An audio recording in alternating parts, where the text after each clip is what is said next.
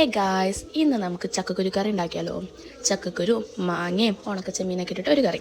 അതിനായിട്ട് നമുക്ക് കുറച്ച് ചക്കക്കുരു നല്ല രീതിക്ക് ക്ലീൻ ആക്കി എടുത്തിട്ട് അതിനകത്തോട്ട് കുറച്ച് ഉപ്പും മുളക് പൊടിയും മഞ്ഞൾപ്പൊടിയൊക്കെ ഇട്ടിട്ട് നല്ല രീതിക്കൊന്ന് വേവാനായിട്ട് വയ്ക്കാം. ശേഷം വേറൊരു പാനിലോട്ട് കുറച്ച് ഉണക്കച്ചെമ്മീനും കൂടിയിട്ട് നല്ല രീതിക്കൊന്ന് വറുത്തെടുക്കാം കേട്ടോ. വറുത്തെടുത്ത് കഴിയുമ്പോഴത്തേക്കും നമ്മുടെ ചക്കക്കുരു ഇവിടെ റെഡി ആയിട്ടുണ്ട്. അപ്പോൾ നോക്കിയപ്പോൾ ഉണ്ടടാ, പുറത്ത് നല്ല മഴക്കാറും നല്ല കാറ്റൊക്കെ. മഴക്കാറും കാറ്റും ആസ്വദിച്ചുകൊണ്ടിരുന്നതിനാലേ നമ്മുടെ കറി അവിടെ നിൽക്കുള്ളൂ, ഉച്ചക്ക് പട്ടിണിയാവും. അപ്പോൾ നമുക്ക് ഒരു മാങ്ങ കൂടി അതിനകത്തോട്ട് അരിഞ്ഞിട്ട് കൊടുക്കാം. മാങ്ങ നല്ല രീതിക്ക് ഒന്ന് തിളച്ച് കഴിയുമ്പോൾ നമുക്ക് കുറച്ച് ഉണക്ക ചെമ്മീൻ എടുത്തിട്ട് അതൊന്ന് ഒരു സ്പൂൺ എന്തെങ്കിലും വെച്ചൊന്ന് പൊടിച്ചിട്ട് അതിനകത്തോട്ട് ഇട്ട് കൊടുക്കാം.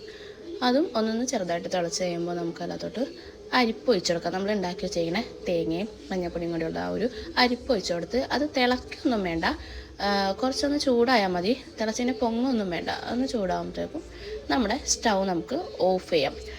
ശേഷം നമുക്ക് കുറച്ച് കടുക്കും കുറച്ച് വേപ്പിലയും പിന്നെ ഒരു കളറിന് വേണ്ടി കുറച്ച് മുളക് പൊടിയും കൂടിയും താളിച്ച് അതിനകത്തോട്ട് ഒഴിച്ചു കൊടുത്താൽ നമ്മുടെ ചക്കക്കുരു മാങ്ങയും ചെമ്മീൻ കറി ഇവിടെ റെഡി.